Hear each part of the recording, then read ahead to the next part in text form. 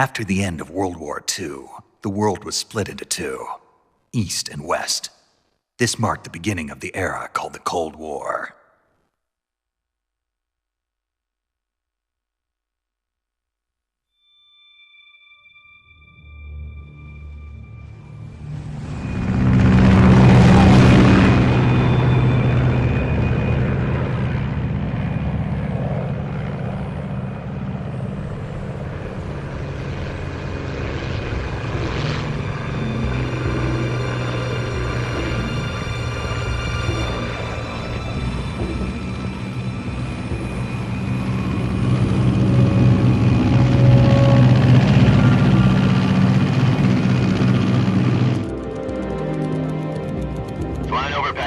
Altitude 30,000 feet.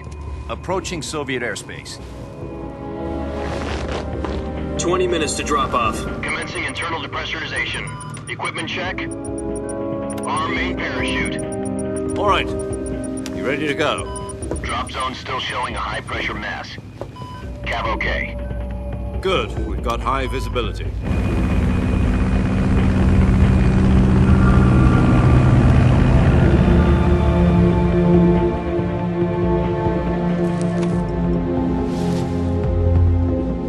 Put out that cigar.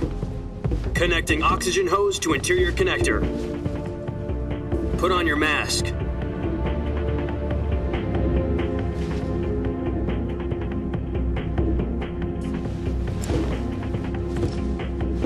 Does this panty waste know what he's doing? Approaching release point. 10 minutes to drop off. Hey, are you deaf? He said put out the cigar and put on your mask.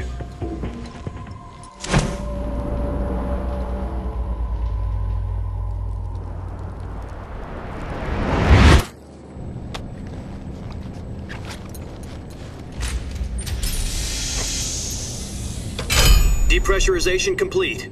Checking oxygen supply. 6 minutes to drop off. Opening rear hatch.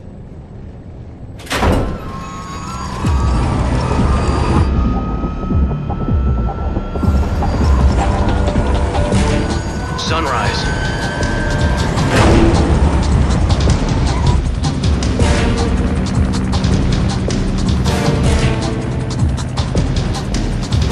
External temperature minus 46 degrees Celsius. 2 minutes to drop off. Stand up. You'll be falling at 130 miles per hour. Try not to get frostbite from the wind chill. 1 minute to drop off. Move to the rear. Activate bailout bottle. This is one for the history books. The world's first halo jump. 10 seconds to drop off. Stand by. Status okay. All green. Prepare for drop off. Countdown. 5, 4, 3, 2, 1. Spread your wings And fly. God be with you.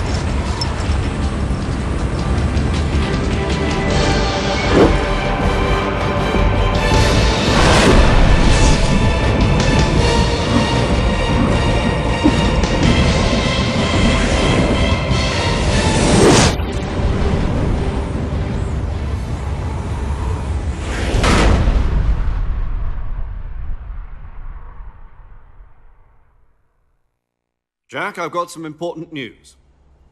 The head of the CIA has finally given us the green light for the Virtuous mission. Virtual mission? No, the Virtuous mission.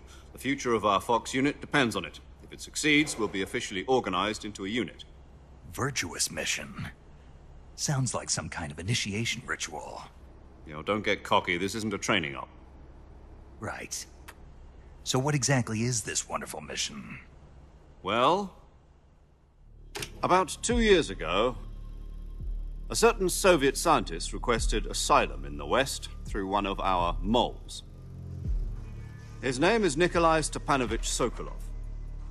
He's head of the OKB 754 Design Bureau, one of the Soviets' top-secret weapon research facilities, and the East's foremost expert on weapons development. Sokolov? Isn't he that famous rocket scientist? The very same. On April the 12th, 1961, the Soviets achieved the first manned spaceflight in history. The Earth was blue, but there was no God. Well spoken. The rocket that carried Yuri Gagarin into orbit was the A-1, known as the Vostok rocket.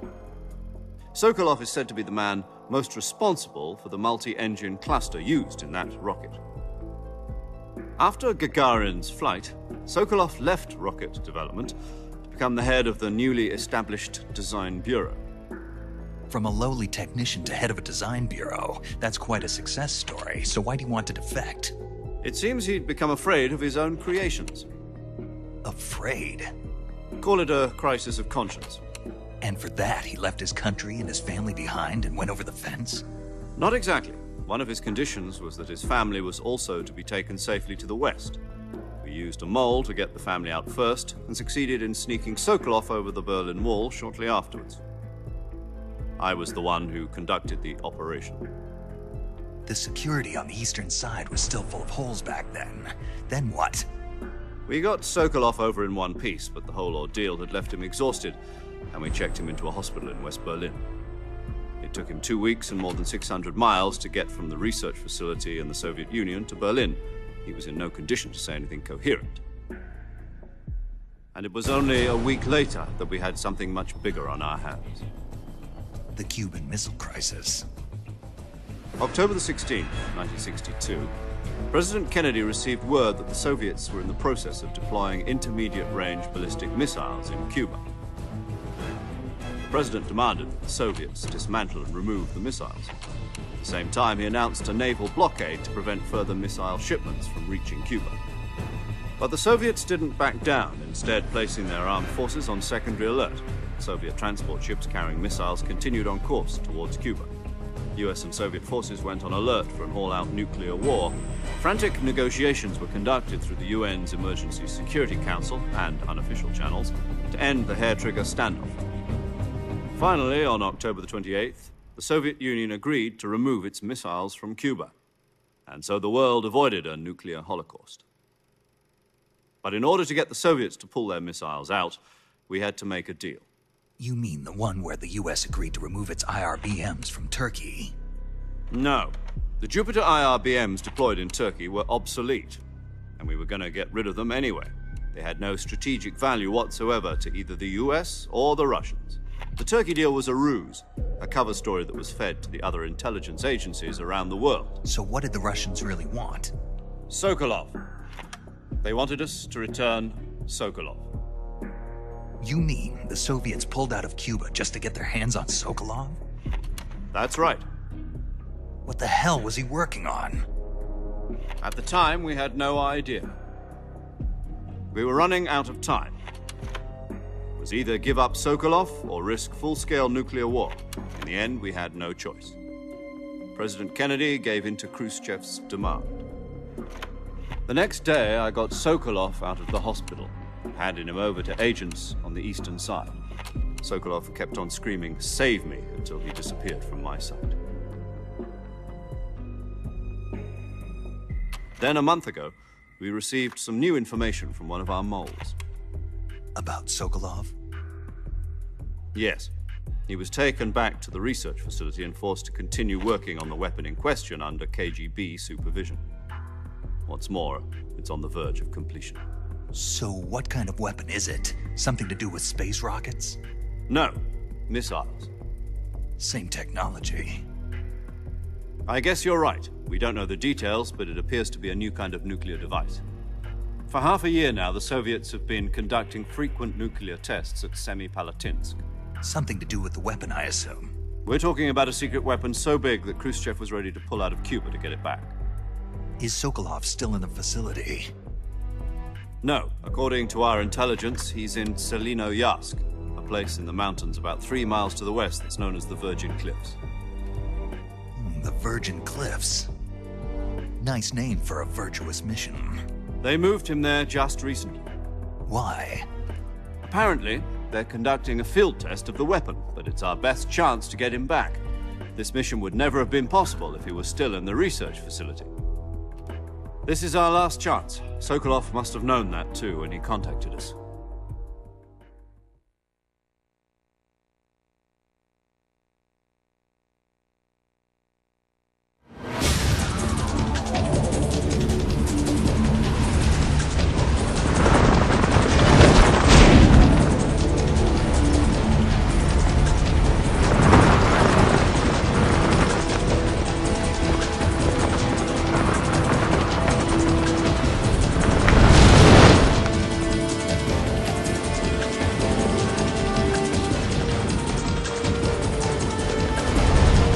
Listen up, Jack. Your mission is to infiltrate Selino Yask in the Soviet mountains, ensure the safety of Sokolov, and bring him back to the West.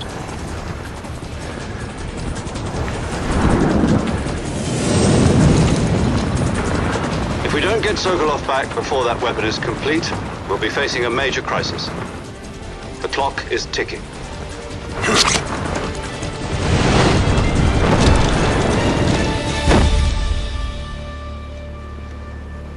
Once we've confirmed the rescue of Sokolov, stand by at the recovery point. A recovery balloon will be dropped at that point. Helium will be pumped into the balloon to inflate it. The process takes about 20 minutes. Once it's complete, the gunship's arm will latch onto the balloon and pull it up. The Fulton surface-to-air recovery system. I'm familiar with the theory. Take it easy. It's been combat-proven. Do you think Sokolov is up to it?